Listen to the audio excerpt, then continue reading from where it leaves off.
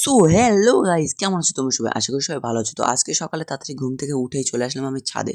আর ছাদে আসার সঙ্গে সঙ্গে দেখো ওয়েদারটা কিন্তু সেই ওয়েদার। তো আজকে আমি তোমাদেরকে নতুন একটা জিনিস দেখাবো। তো এই দেখো আমার খরগোশ। তো এই খরগোশগুলো নাম আমি রেখেছি টিঙ্কু আর মিঙ্কু। তো টিঙ্কুকে দেখতে পাচ্ছ আমি এখন কান টেনে দিলাম, কারণ এই মালটা খুবই বদ। মিঙ্কুকে একদমই ঘরে থাকতে দেয় না। তো দেখো ভয়তে কোথায় লুকিয়ে আছে, ওই কোণার দিকে লুকিয়ে আছে ভয়তে। এ কিন্তু খুব মারপিট করে রাত্রে হলে, কারণ এই মালটার গায়ে অতিরিক্ত শক্তি। তো চলো এ এখন এখানে থাক। তো অবশেষে ওকে আমি ছেড়ে দিয়ে আসলাম। এখন আমি যাব পায়রাগুলোকে ছাড়তে। তো চলো আমার সাথে। দেখতে পাচ্ছ এই হচ্ছে আমার পায়রার ঘর। এখন আমি এদেরকে খুলে দেবো। তো চলো এদেরকে আগে খুলে দিই। দেখতে পাচ্ছ আমার পায়রা কিন্তু অনেকই কিন্তু আছে পায়রা।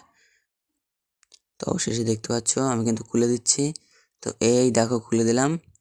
এখন এদেরকে খেতে দেবো। প্রায় 14-15টার বেশি আছে আমার কাছে পায়রা। তো তোমাদের পায়রা পুষতে কেমন লাগে আমাকে কমেন্টে জানিও।